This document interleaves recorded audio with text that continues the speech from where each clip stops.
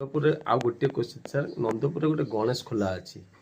गणेश खोला लोक कहते बढ़ुची ता विषय जदि किछटा जानते कि मतलब कहतु एटा काल्पनिक कहानी सत्य भी पारे जिते कांटी अभियान रे पुरुषोत्तम देव ये अंचल जाइए गले विजय हो सारा पर इे फेरले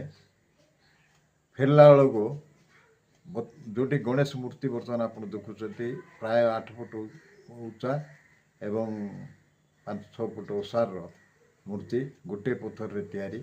से मूर्ति देखुं से जगार से रहणी स्थली कले आग काल राजा मान जो जाऊे कुआड़े सहित वैद्य जाऊे नाट्यकार जाऊे शिल्पी जाऊे सेवाकारी जाऊे रोषे करिया लोक जाऊे एम समस्ते जाऊे जो फेरिकी आसिले रजा युद्ध रे विजय प्राप्त होकर खुशी मन आसिले आसिक जो रहणी कले पकईले टेंट पकईला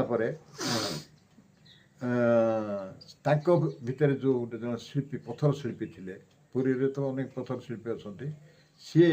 बुली बुलिक गोटे 4-5 दिन रही रजा रेस्ट ने खाइले पीले नाच गीत इत्यादि अनुभव कले जीतिक हर्ष उल्लास से पुरीर शिल्पी जड़े गोटे पथर देखी सारा से गोटे गणेश मूर्ति तैयार करदे से पथर तैयार कर सारा किए कार से नजर पड़ने गोटे खुशी मन से शिल्पी करदे से समस्त पलैले एटा तो पहाड़िया अंचल आस्ते आस्ते पथर उपर को माटी सब जगह आसी गदा हो रहा दिने गाँव जड़े बुढ़ा बुढ़ी 2 जन कंदा खोलिया जाइए आग काल तो आम कंदा लोक खाऊले पिट कंदा खाऊले पिट कंदा खोलिया जाइए जो शाबल मारला बेलू पथर रे बाजिला पथर बाजी गोटे साउंड है ए पथर कौन अच्छे बोले से कोड़ी क्षेत्र जो माटी उड़ेला बेलू गणेश मूर्तिटे बाहर यही अंचल मुठादार जी थे सी जा रजा कहले आज्ञा माटी तलू गणेश गोटे आविर्भाव होती सेटा किए कौन कर आउ माने से कौन प्रकार शिलालिपि किसी ना सेठू राजा कौन कले गणेश मूर्तिटा को बाहर कले संपूर्ण बाहर करके गोटे मंदिर गोटे तैयार करदे 8 फुटिया गणेश मूर्ति गोटे आज पर्यटन अच्छा कहते धाने बढ़ुंट कहते आम देखुचु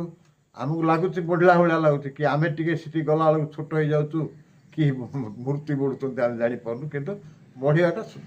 धाने लेखा बढ़ुंट प्रति वर्ष बोलिक समस्त मत